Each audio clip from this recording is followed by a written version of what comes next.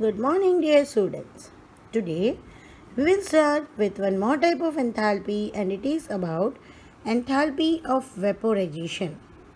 So, when one mole of liquid is converted to its vapor state at its boiling point, it is termed as vaporization, and energy required for it is termed as enthalpy of vaporization. So, in short, when one mole of liquid is converted to water vapor, only vapor, not only water but any liquid, but converted to the vapor state, and when it converts at its boiling point, we must know that all liquid has their own respective boiling point, and at that respective boiling point they start getting vaporization. Evaporation of that particular liquid takes place, and the energy which is required for that process of evaporation is termed as enthalpy of vaporization, which is denoted as delta H degree vaporization. Right? So here see, water in a liquid state when converts to water in a gaseous state, right? That is vaporization takes place. The enthalpy is 40.79 kilojoule per mole. Enthalpies of vaporization depends upon intermolecular forces of attraction between the particles. In liquid, intermolecular attraction is more compared to the gaseous, because we know that in liquid the intermolecular distance is little more than the gaseous, and due to that they have more intermolecular attraction force. That is, the energy of H2O gas is 40.79 more than H2O, that is, energy is required. For gaseous state, this much more energy is required for the vaporization. So, enthalpy of vaporization is enthalpy of gaseous state minus enthalpy of liquid state. In the same way, one more example is here of ethanol. C2H5OH in liquid form, when converts to gaseous form, it requires the energy to convert from one state to another, and that energy is 30.5 kilojoule per mole. Right? So this is about the vaporization enthalpy. One more enthalpy is enthalpy of sublimation. Now we know what is sublimation. The conversion of solid directly to the gaseous state is called sublimation, and the energy required for it is the enthalpy of sublimation. The enthalpy change of one mole of a solid when converted into gaseous state below its melting point is termed as sublimation. Camphor, naphthalene, anthracene, right? Ammonium chloride. These are certain substances which undergo sublimation process below their melting point. Because if the melting point is there, then they will start melting. But here they start converting themselves directly to the gaseous form. It is denoted by delta H degree sublimation. To the subscript is written. It is endothermic because heat is absorbed in the reaction. Now sublimation reaction is a reaction of enthalpy fusion plus enthalpy vaporization.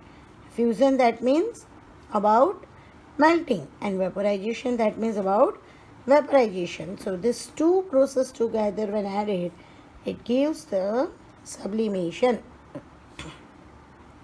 One more enthalpy is now enthalpy of atomization.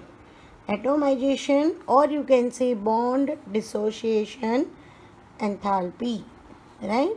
When the atomization process takes place, it means the breaking of the bond takes place.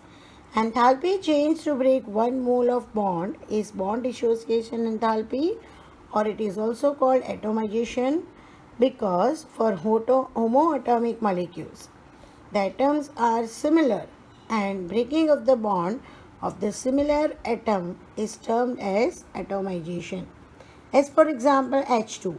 Here H2 is the molecule of hydrogen, which is because of the two atoms of the hydrogen. So it is homoatomic, and when it is given a reaction, heat is applied. Because of the heat change, the molecule converts into the separate atom, that is hydrogen gas and hydrogen gas. The enthalpy of atomization is symbolized as delta H degree to the subscript A, that is atomization symbol, which is 435.0 kilojoule per mole. Here H2G hydrogen molecule is broken into the respective hydrogen gaseous atoms. And for methane, CH4, C plus 4H. Here the breaking is carbon and 4H. And still 4H, if it is to be separated, then the enthalpy is 1665 kilojoule per mole. Here this is the enthalpy of atomization. It is all together. Carbon is separated, then 4 hydrogen, and still 4 hydrogen has to be separated. This enthalpy of atomization will be separate, and then their mean value is termed as enthalpy of atomization. Bond dissociation energy is for carbon and all 4 hydrogen. One more example, sodium in a solid form, that is elemental form, when isolated, that is made separate, and heat is changed, that is heat supply is given, then it converts to the gaseous form. And the atomization energy here is 108.4 kilojoule per mole. So in all these 3 examples, hydrogen, homoatomic molecule, then heteroatomic and elemental form, delta H positive means breaking of the bond, and delta H negative means making bond. It is for the reverse reaction. When the reaction is reversed, then the possibility of negative delta H is there because it will make the bond. Here we can see the bond is broken. So H gaseous atom. When reverse reaction is possible, then these two unite to give the hydrogen gas. So let's define bond dissociation enthalpy, or we can say atomization enthalpy. The amount of energy required to break 1 mole of bond of a particular type between their atoms in the gaseous state is bond dissociation enthalpy. Energy required for 1 mole of bond to be broken between the particular atoms in a gaseous state. It is termed as BDE, bond dissociation enthalpy, or atomization enthalpy. Just we have seen example, methane, CH4. 4 bonds are to be broken, so it may happen that all these enthalpies may be different. And atomization enthalpy of methane is 1665 kilojoule per mole, which is the average enthalpy. So, average bond dissociation enthalpy required to dissociate a particular type of bond in a substance. What is average bond dissociation enthalpy? It is the energy required to dissociate a particular type of bond. Dissociate, that means to break. If we want to break a particular bond in a substance, and the energy which is required for breaking of all those bonds is termed as average bond dissociation enthalpy. Here let's see example of water here. H2O, when heat change takes place, the bond breaks from H and O in the manner first H plus OH. So here H is separated and OH is separated, where the enthalpy is 497.8 kilojoule. Now again this OH is still combined. So in the next step, OH will be separated in H and O, hydrogen and oxygen. This is hydroxide. Now here it is hydrogen and oxygen separated.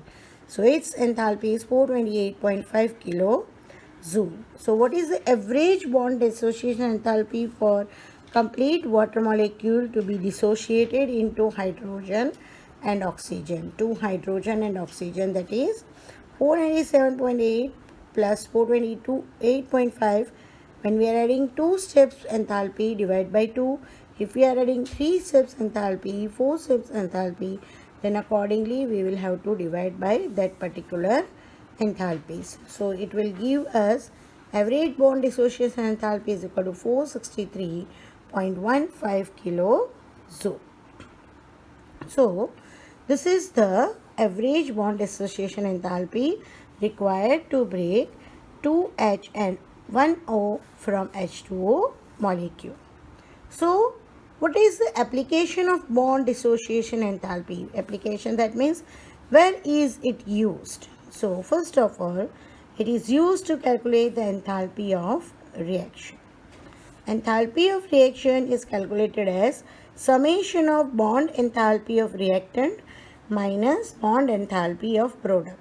This is the only one enthalpy of reaction that where we are subtracting reactant minus product.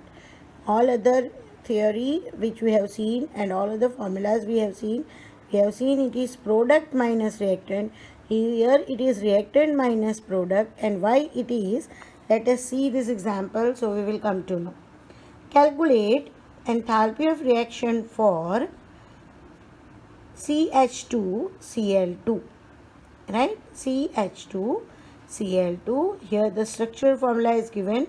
We are in need to break this bonds. So first it is separated in carbon, bond is broken, then plus 2H plus 2Cl.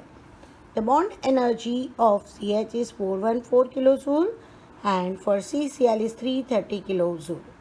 But here you see on product side, all these bonds are broken. Now they are separated without bond. So on product side, carbon, 2 hydrogen, 2 chlorine are not having any bond. The bond is broken. So their bond enthalpy is 0. And this is the reason that on product side, the product comes without the bond. That is why the subtraction is from reactant and product. So now here delta H of reaction is summation of bond energy of reactant minus summation of bond energy of product. Summation, sigma stands for summation. So here now see how many hydrogen? 2 hydrogen. So 414 will be multiplied by 2. In the same way 2 chlorine. So CCl bond 330 will be also multiplied by 2. And we will get over here 2 into 414 plus 2 into 330. That is 828 plus 660, and product side is completely 0. So the enthalpy of reaction is 1488 kilojoule. So this is how the application of bond dissociation enthalpy is useful to calculate the enthalpy of reaction of the given reactant and product. Right? Thank you.